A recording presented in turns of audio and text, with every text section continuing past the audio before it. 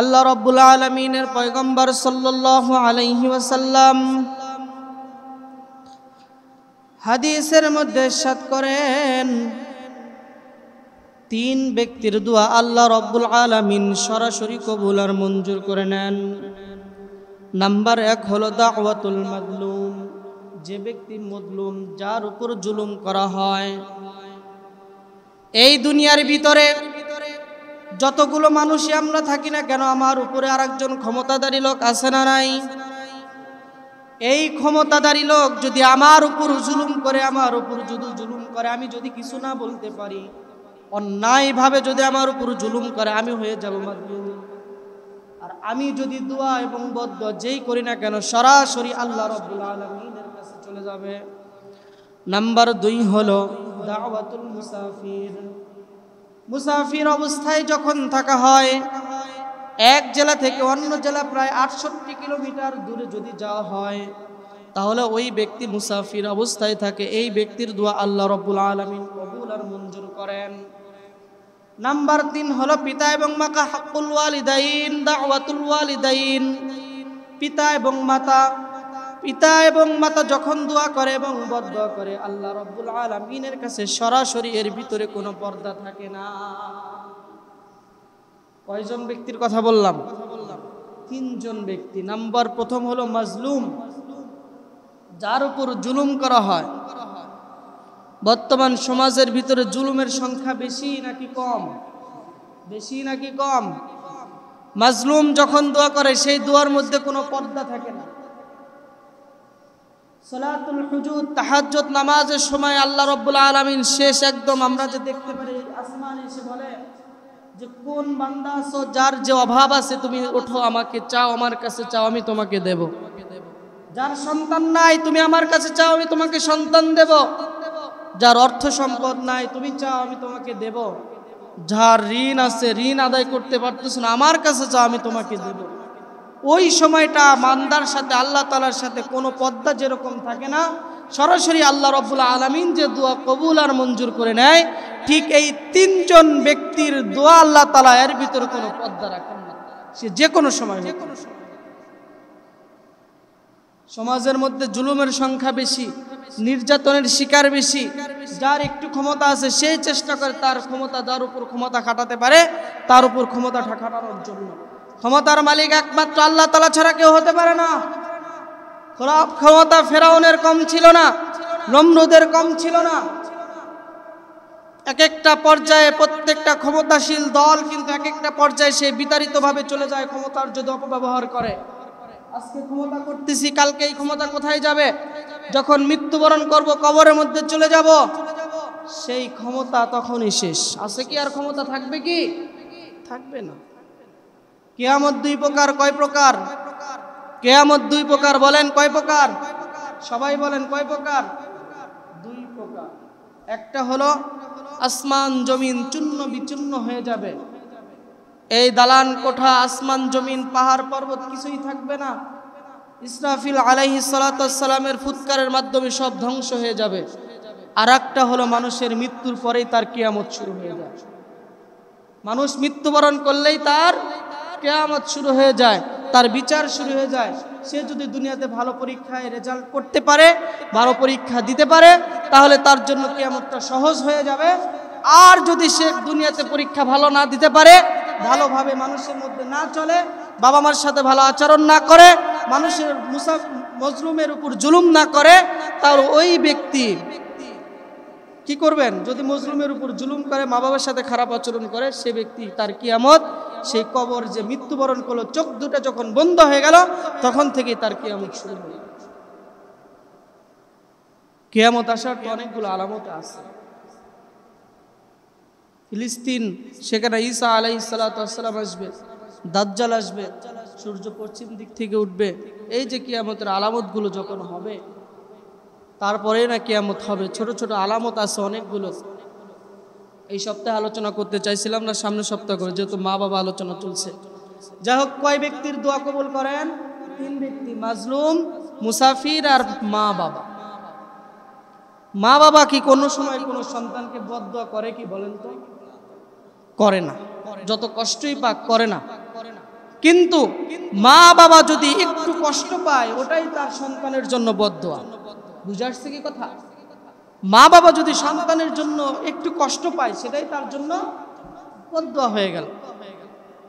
কতদিন হয়ে গেছে মা বাবার সাথে কথা বলি না, কতদিন হয়ে গেছে মা বাবার খোঁজ খবর নেই না, কতদিন হয়ে গেছে মা বাবা কবরে চলে গেছে আর সেই কবরস্থানে যাই না, কতদিন হয়ে গেছে মা বাবার নামে 2 টাকা একটু দান সদকা করি না, কতদিন হয়ে গেছে 2 রাকাত নামাজ পড়ে আল্লাহ তাআলার কাছে মা বাবার জন্য কান্না করে চোখের 2টা পানি ফেলে তার জন্য দোয়া করি না।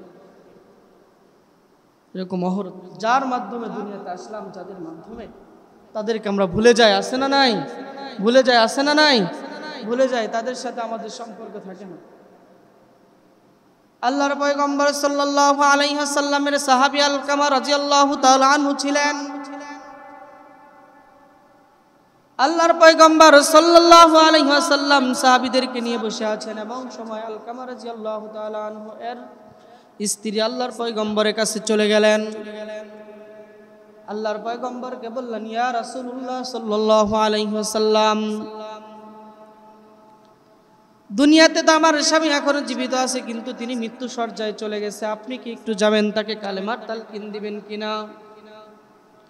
আল্লাহর পয়গম্বর হযরত বেলাল রাদিয়াল্লাহু তাআলা আনহুকে পাঠায়া দিলেন।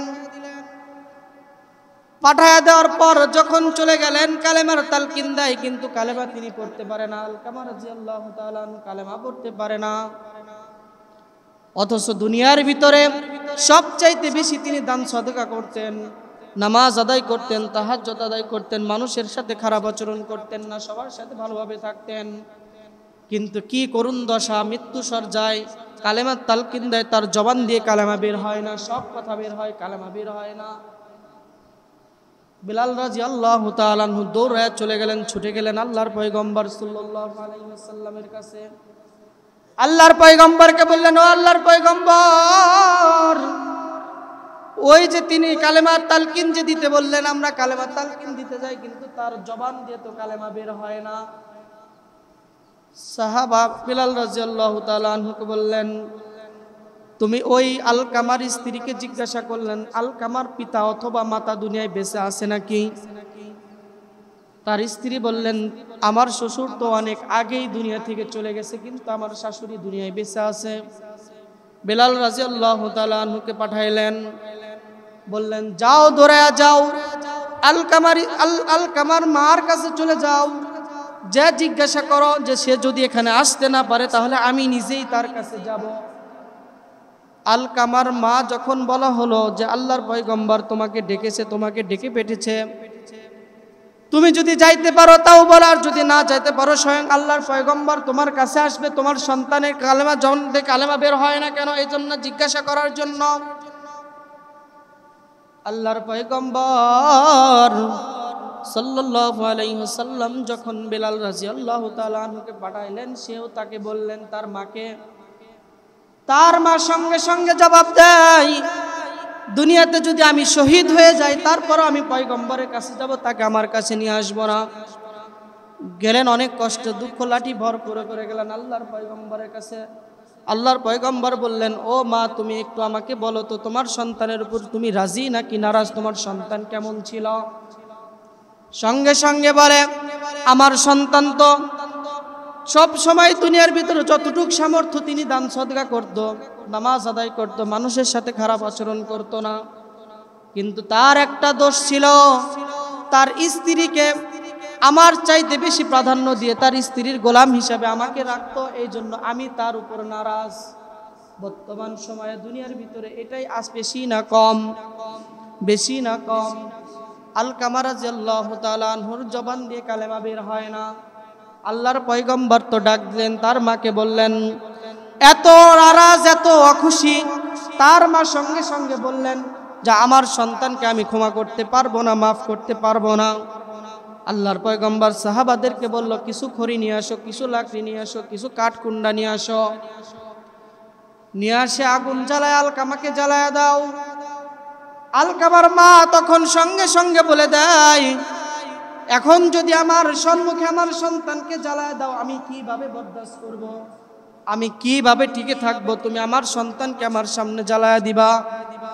আল্লাহর পয়গম্বর বলেন, এখন যদি তুমি তাকে ক্ষমা না করো, তার মৃত্যুর পরেও তো সে তার চাইতে কঠিন আগুনে জ্বলতে থাকবে। এখন যদি তুমি ক্ষমা না করো, তাহলে তো তোমার সন্তান মৃত্যুর পরে এর চাইতে কঠিনত্বের কঠিন আগুনে জ্বলবে। কারণ যে জবান দিয়ে তো কালেমা বের হচ্ছে না, তার মা তার উপরে নারাজ।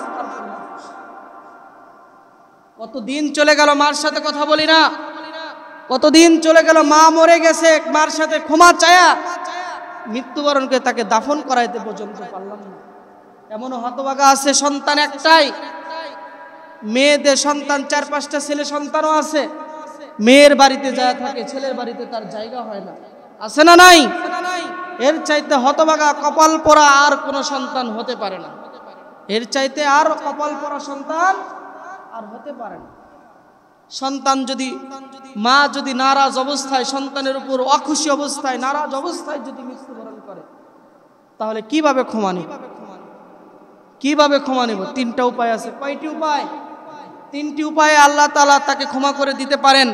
নাম্বার 1 হলো মৃত বাবা মা যদি দুনিয়াতে সন্তানের উপর নারাজ অবস্থায় মৃত্যুবরণ করে, সন্তান যদি মাফ না চাইতে পারে, ক্ষমা না চাইতে পারে, 3টি উপায়। নাম্বার 1 হলো আল্লাহওয়ালা হয়ে যাওয়া, সৎ হয়ে যাওয়া, মা বাবার জন্য সব সময় ভালো ব্যবহার, দোয়া করা, ভালো হয়ে যাওয়া। সন্তান যদি সৎ হয়ে যায়, মা বাবার জন্য দোয়া করে, মা বাবার আত্মীয় স্বজনের সাথে যদি ভালো ব্যবহার করে, আচরণ করে, তাহলে সন্তানের খবর কবর থেকে কে জানায় দিবে? আল্লাহ তাআলা তার মা বাবাকে জানায় দিবে। আল্লাহ তাআলা তার বান্দার সন্তানকে তিনি মাফ করেও দিতে পারেন। নাম্বার 2 হলো তাদের জন্য দান সদকা করা। তাদের জন্য দান সদকা করা। যে আমার মার জন্য 500 টাকা মসজিদে দান করলাম, আমার মার জন্য অমুক মাদ্রাসায় একটু দান করে আসলাম, আমার মার জন্য একটা কোরআন শরীফ একটা গরিব মানুষকে দান করলাম, সে যতদিন পড়বে এই সবটুকু যেন আমার মার আমল নামায় চলে যায়।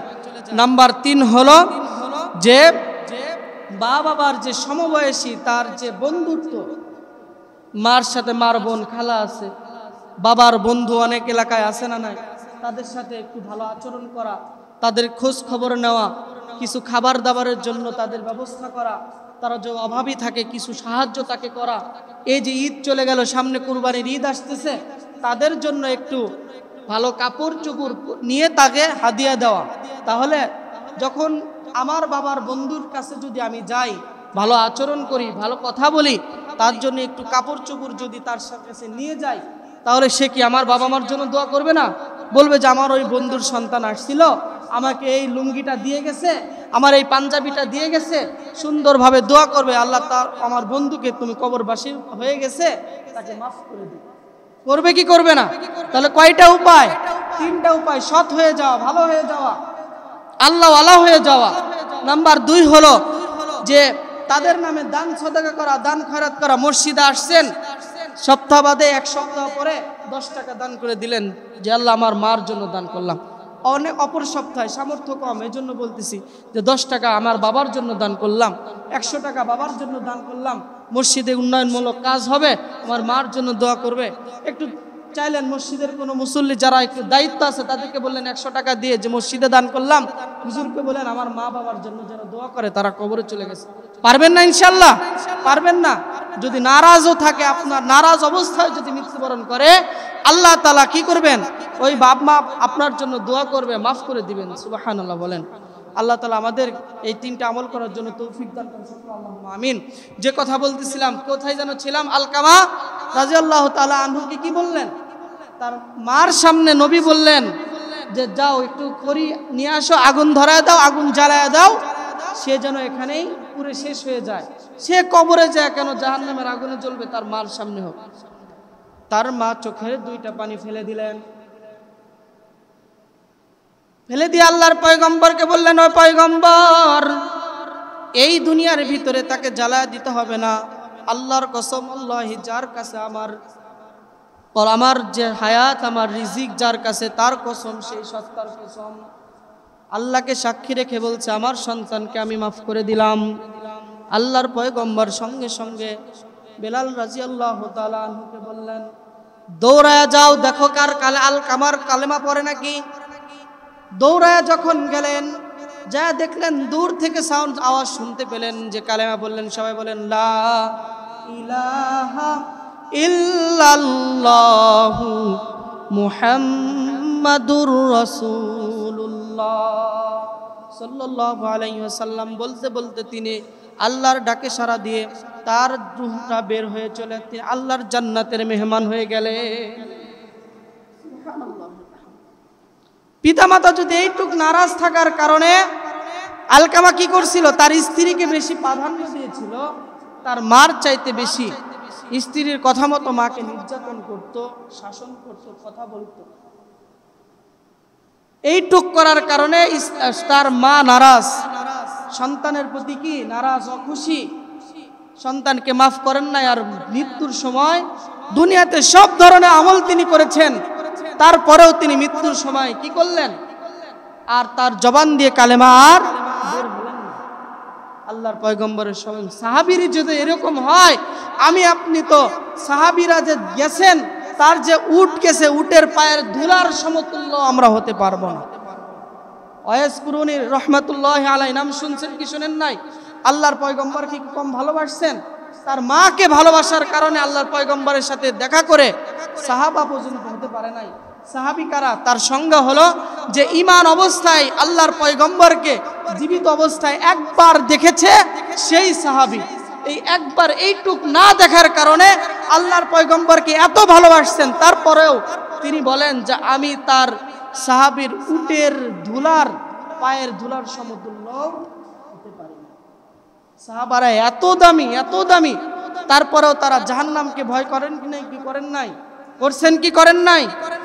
তারা মৃত্যুর ভয় করছেন, সব সময় আল্লাহ তাআলার কাছে মাফ চাইছেন। তারা এত দামি হওয়া সত্ত্বেও যে হয়তো আমার মুনাফিকের নাম জান্নাতের সুসংবাদ প্রাপ্ত হযরত ওমর ফারুক রাদিয়াল্লাহু তাআলা আনহু আছেন, ছিলেন কি ছিলেন না? তারপরেও তিনি আল্লাহর পয়গম্বর সাল্লাল্লাহু আলাইহি সাল্লামের মুনাফিকদের তালিকা একজনের কাছে, এক সাহাবীর কাছে দিয়েছিলেন, নামটা মনে নাই, বারবার হুযায়ফা রাদিয়াল্লাহু তাআলা আনহুর কাছে দিয়েছিলেন যে মুনাফিকদের তালিকা, মুনাফিকদের লিস্ট দিয়েছিলেন। বারবার হযরত ওমর বারবার যা তার কাছে বলে, একটু দেখো না আমার নামটা ওখানে আছে কিনা, দেখো না আমার নামটা ওখানে আছে কিনা, আমার নামটা ওখানে আছে কিনা। যিনি ক্ষমতাসীন ছিলেন, অর্ধ পৃথিবী শাসন করেছেন, তার সন্তানকেও তিনি মৃত্যুদণ্ড দিয়েছেন কি দেন নাই? দিয়েছেন কি দেন নাই? তারপরেও তিনি বলছেন যে আমি যদি মুনাফিক হয়ে যাই, আমি যদি জাহান্নামে চলে যাই, কিভাবে জয়?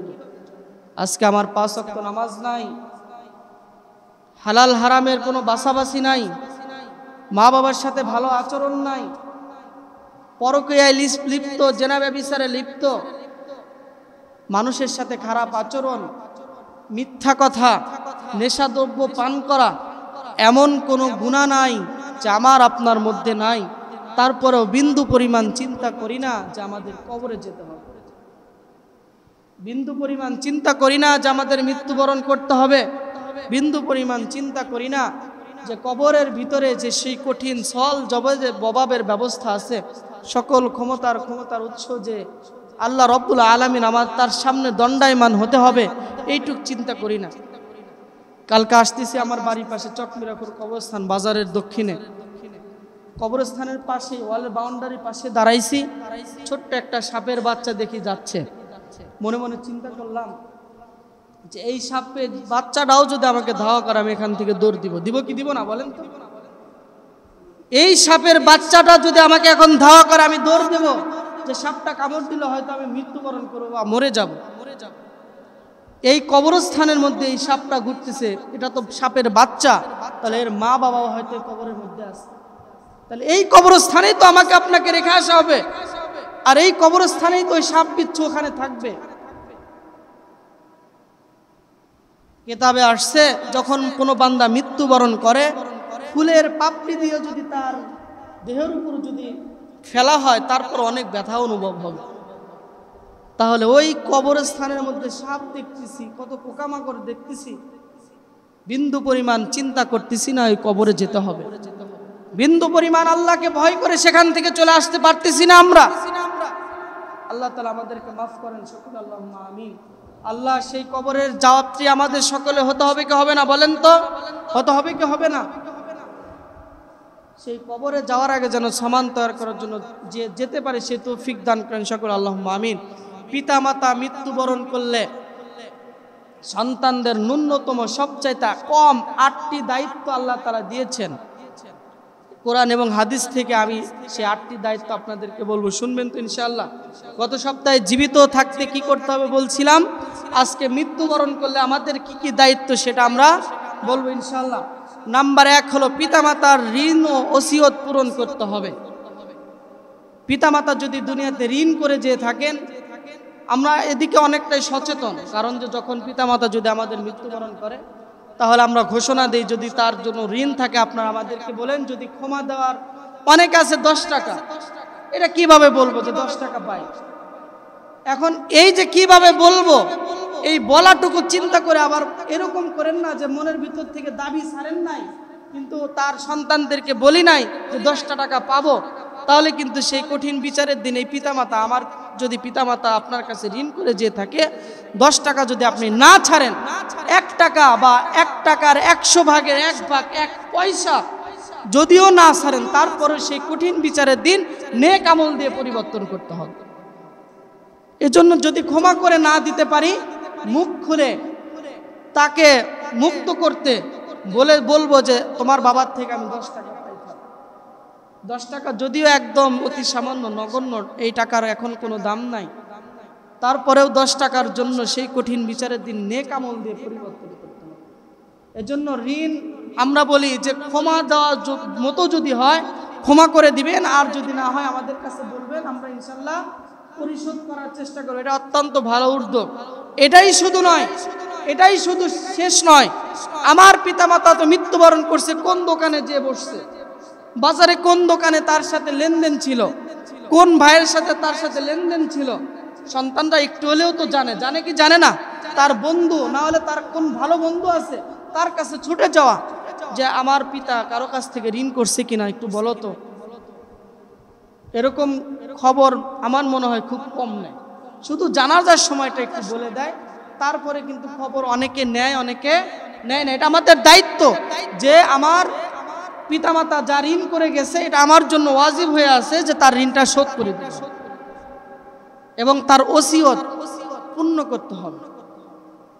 সামর্থ্য থাকলে পূর্ণ করতে হবে, এবং যেটা হালাল ওসিয়ত যে আছে এই ওসিয়ত আমাদের পূর্ণ করা আমাদের দায়িত্ব। মৃত্যুর পরে আমাদের তার সন্তানদের দায়িত্ব, সে মেয়ে হোক আর ছেলে হোক, তার সন্তানের দায়িত্ব কি যে পিতামাতার ঋণ এবং ওসিয়ত। নাম্বার 2 হলো পিতামাতার জন্য মাগফিরাতের জন্য সবসময় দোয়া করা। পিতামাতা যদি দুনিয়ায় থেকে কবরে চলে যায়, তার সন্তান ছেলে হোক মেয়ে হোক, যদি দুনিয়ায় জীবিত 1 জন হোক 5 জন হোক 10 জন হোক, যদি দুনিয়ায় জীবিত থাকে তার জন্য সব সময় মাগফিরাতের জন্য দোয়া করা। নাম্বার 3 হলো প্রতিনিয়ত দোয়া করা, প্রতিনিয়ত। এজন্য আল্লাহ রাব্বুল আলামিন কুরআনুল কারীমের মধ্যে দোয়াটা শিখিয়ে দিয়েছেন। সবাই বলেন রব্বির হামহুমা কামা রব্বায়ানি সগীরা। এজন্য সব সময় প্রতিনিয়ত এই দোয়াটা করা। নাম্বার 4 হলো কবর জিয়ারত করা। নাম্বার 4 কি? কবর জিয়ারত করা। শুক্রবার সকাল হয়েছে, শুক্রবারে তো মোটামুটি সকালের অফিস আদালত বা বাজারে আসলে দোকানে একটু পরে আসে, যে আজকে ছুটির দিন একটু পরে যাব দোকানে। ফজর নামাজ আদায় করছি, নামাজ আদায় করে কবরস্থানে একটু পাশে মাসে একবার হলেও একটু যায়, তার জন্য দোয়া করে। দোয়া এখন বলতে পারেন যে হুজুর দোয়া পারি নাই। দোয়া কি পারার তো কিছু নাই, বাংলা বলবেন, যে সূরা ফাতিহা পড়বেন, সূরা ইখলাস পড়বেন, সূরা ফালাক পড়বেন, নাস পড়বেন, যেটুকু পারি। সূরাতুল ইখলাস 3 বার পড়লে 1 খতম কুরআনুল কারীমের সওয়াব আল্লাহ তাআলা দিয়ে দেন। কুরআনুল কারীমের 1 খতম সওয়াব দিয়ে দেন যদি সূরাতুল ইখলাস 3 বার পড়া হয়। যে 12 বার পড়লেন 4 খতম হলো, 15 বার পড়লেন 5 খতমের সওয়াব আল্লাহ তাআলা দিলেন। দোয়া করলেন আল্লাহ তাআলার কাছে। এখন নামাজও পড়ি না, কবরস্থানে তো যাওয়া দূরের কথা, নামাজও ঠিক মতো আসি না, কবরস্থানে তো ঠিক মতো যাব কখন? 1 বছর আগে গেছিলাম, তাও সমাজ ধরে ঈদের দিন যায়, এজন্য সবার সাথে গেছিলাম। তারপরেও কবরস্থানের এক কোনায় দাঁড়ায় থাকে, মাঝখানে যায় না। কবরের কি অবস্থা সেটাও দেখেন, আছে না নাই? ভুল বলতেছি মনে হয়, আপনারা মনে হয় কষ্ট পাইতেছেন যে হুজুর এই যে দোষের কথা বলতেছে, মনে হয় কষ্ট পাইতেছে। বাস্তব কথাগুলো বলতেছে। কষ্ট পাইলে একটু কষ্ট পান, কিন্তু মাফ করে দিয়ে না বাবা, মাফ করে দিন। কষ্ট পাইবেন হয়তো বা, যে দোষ আমার থাকতে পারে। আজকে আমি যদি নামাজ না পড়ি, নামাজের কথা বললে আমি আপনার বিরুদ্ধে বললাম। আমি যদি রমজান মাসে রোজা চলে গেল, রোজাটা না রাখে আমি যদি রোজার কথা বলি, রোজা না রাখলে এই গুনাহ, যদি কঠোর কোনো কথা বলি আমি আপনার বিরুদ্ধে হবে, এটাই স্বাভাবিক। আপনি হালাল উপার্জন করেন না, হারাম খাচ্ছেন। আমি যদি হালাল বলি আর হারামের যে কি কি গুনাহ, হারাম খাইলে কি কি হয়, এগুলো যদি বলি আমি আপনার শত্রু হবে, এটাই স্বাভাবিক। আমি কি কথা ভুল বললাম? এই জন্য আমি যে কথাগুলো বলবো, যদি এর বিরুদ্ধে আপনারা করে থাকেন, আপনার বিরুদ্ধে আমি বলতেছি, এটাই স্বাভাবিক। যে যে অবস্থায় আছেন সেই অবস্থায় আপনি মনে করতেছেন যে আমি ঠিক আছি, এই জন্য তো ওই অবস্থায় আছি। আর যদি মনে করেন যে আমি ভুল আছি, তাহলে তো ওই অবস্থায় থাকতেন না। ভুল বললাম আমি? সেই অবস্থায় তো আপনি থাকতেন না। কিয়ামতের মধ্যে একটা বড় আলামত এটা, যে হারাম খাওয়াটা বৈধ মনে করে, যে নেশাদ্রব্য পান করে সে বৈধ মনে করে। দেখবেন যে ব্যক্তি সিগারেট খায়, সে বারবার হুজুরের কাছে প্রশ্ন করে, সিগারেট খাওয়া মাকরুহ না হুজুর? বারবার প্রশ্ন করার কারণ কি, যে কোন হুজুর যদি একটু বৈধ দিয়ে দেয়, কোন হুজুর যদি বৈধ দিয়ে দেয়। সিগারেটের প্যাকেটে কি লেখা আছে? ধূমপান মৃত্যুর কারণ, আছে না নাই? ধূমপান ফুসফুস ক্যান্সারের কারণ। মাকরুহ 2 প্রকার, মাকরুহে তাহরিমি যেটা হারামের দিকে যায়, আর মাকরুহ আরেকটা আছে যেটা ভালোর দিকে। মাকরুহ শব্দের অর্থ অপছন্দনীয়। কি অপছন্দনীয়? কার কাছে অপছন্দ হলে এটা দেখা দরকার। আপনি মাকরুহর মধ্যে বৈধতা খুঁজে পান আপনারা? আল্লাহর কাছে অপছন্দ, তাহলে কি বলেন? আপনি দুনিয়াতে আপনার স্ত্রীর জন্য আপনি সবকিছু করতে পারেন। হারাম রিলেশন, হারাম সম্পর্ক, প্রেম করেন, ভালোবাসার সম্পর্ক তার সাথে করেন, তার জন্য সবকিছু করতে পারেন। দুনিয়া থেকে আত্মহত্যা করে সেই কঠিন অন্ধকার কবরে চলে যেতে পারেন। সে কি অপছন্দ করে সেটা আপনি আর করেন না। কি পছন্দ করে, যত কষ্ট হোক সেটাই আপনি করেন। আর স্বয়ং আল্লাহ আমাকে আপনাকে সৃষ্টি করলো, আমাকে আপনাকে খাওয়াইলো, আমাকে আপনাকে সুস্থতা রাখলো, আমাকে আপনাকে হাঁটাইলো, চলাইলো, সে আল্লাহ রাব্বুল আলামিন অপছন্দ করেন, আর আপনি তার মধ্যে বৈধতা খুঁজে পান। তার মধ্যে আমি আপনি বৈধতা খোঁজার জন্য চেষ্টা করি। তাহলে যে পণ্যের সাথেই লেখা আছে যে ধূমপান মৃত্যু ঘটায়, ফুসফুস ক্যান্সারের কারণ, সে পণ্য কিভাবে বৈধ হতে পারে বলেন তো? কিভাবে সেটা বৈধ হতে পারে? যারা খায় হয়তো আছেন এর মধ্যে। ওই তো বললাম, আপনি সিগারেট খাচ্ছেন, আমি এই যে বিরোধী বলছি, আপনার বিরোধী আমি বলে ফেললাম। 2টা পা ধরে বলি, আপনারা আর সেই নেশাটা আর করেন না। যখন ধূমপানেরই হয়, একটা চকলেট খান, একবারে বাদ দিতে বলছি তা না। দিনে 1 প্যাকেট লাগে, 3টা খান বা অর্ধেক প্যাকেট খান, আস্তে আস্তে কমায় ফেলেন। এরকম যদি কোনো বান্দা ইচ্ছা করে, সে বাদ দিতে পারবে কি পারবে না বলেন তো? পারবে। তাহলে কবর জিয়ারত করা, কবর জিয়ারত করা সপ্তাহে 1 দিন। প্রতিদিন তো হয়তো সম্ভব হবে না, ব্যস্ততার কারণ, সপ্তাহে 1 দিন। তা না হলে মাসে 1 দিন, 2 মাসে 1 দিন তো অন্তত। আমি ঢাকার বাইরে থাকি, গ্রামের বাইরে থাকি, ঢাকায় থাকি, আসলাম একটু কবরে চলে গেলাম বা কবরস্থানে গেলাম, যা একটু দোয়া করলাম।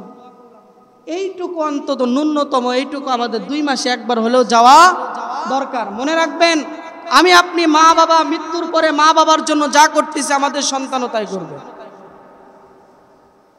আমি আপনি মা বাবা মৃত্যুবরণ করার পরে এবং দুনিয়ায় জীবিত থাকার পরে আমি মা বাবার জন্য যা করতেছি, আমার সন্তানরা আমার দুনিয়ায় জীবিত এবং মৃত থাকার পরে এইটুকুই করবে।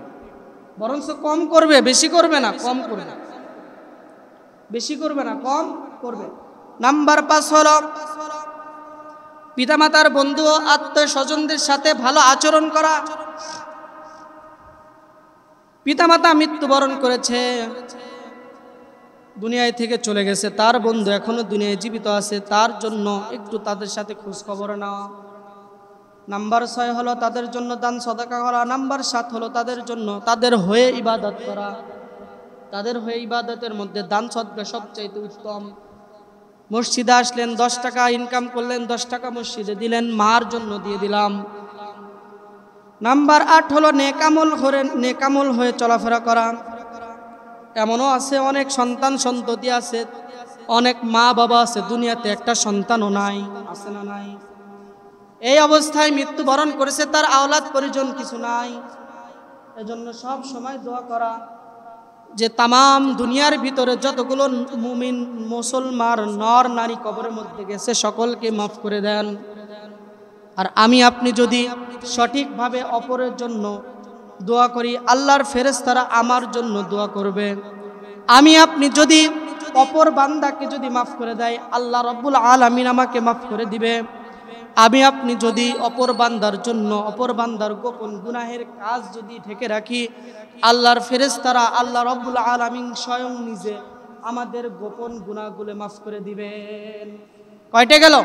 8টা গেল। আবারও বলছি, ভালো পিতামাতার ঋণ এবং ওসিয়ত পূর্ণ করা। নাম্বার 2 হলো পিতামাতার জন্য মাগফিরাতের দোয়া করা। নাম্বার 3 হলো প্রতিনিয়ত তাদের জন্য দোয়া করা। নাম্বার 4 হলো কবর জিয়ারত করা। নাম্বার 5 হলো পিতামাতার বন্ধু এবং আত্মীয় স্বজনদের সাথে ভালো সুসম্পর্ক রাখা। নাম্বার 6 হলো তাদের জন্য তাদের হয়ে দান সদকা করা। নাম্বার 7 হলো তাদের হয়ে ইবাদত করা। নাম্বার 8 হলো নেক আমল করা। আল্লাহ তাআলা যেন আমাদের এই সঠিক কথাগুলোর উপর আমল করার জন্য তৌফিক দান করেন সকলে আল্লাহুম্মা আমিন। পিতামাতা যে দুনিয়াতে জীবিত থাকলে কি কি করতে হবে, আপনার বিবেক বুদ্ধিতে যা বলে সেটাই কোরআন হাদিস অনুযায়ী যে কোনো কাজ, আপনি যে কোনো কাজ যদি আপনি করতে যান, আপনার বিবেক অনুযায়ী কি বলে, যেটা কি সমাজ ভালো বলবে না মিথ্যা বলবে, এটা কি খারাপ বলবে না ভালো বলবে, যেটা সমাজের চোখে খারাপ সেটা আল্লাহ রাব্বুল আলামিনের যে কুরআনুল কারীম আছে, আল্লাহর পয়গম্বরের যে জীবনী আছে সেটাও খারাপ। দেখবেন, চিন্তা করে আপনি দেখবেন, আপনি হয়তো আমি আপনি হয়তো গুনার মধ্যেই আছি, তারপরেও দেখব যে এমন একটা অবস্থা হবে যে ওই কাজটা সকলের কাছেই খারাপ, কিন্তু আমি গুনার কাছে আমার কাছেও খারাপ। অনেক সময় হয়ে যাবে, বুঝবে সারাদিন গুনার কাজ করার পরে সে চোর চিন্তা করে যে কাজটা যে করতেছি এটা তো ভুল কাজ করতেছি, আমি তো ভুল বললাম। আল্লাহ তাআলা আমাদের সকলকে কথাগুলোর উপর আমল করার জন্য তৌফিক দান করেন সকল আল্লাহুম্মা আমিন।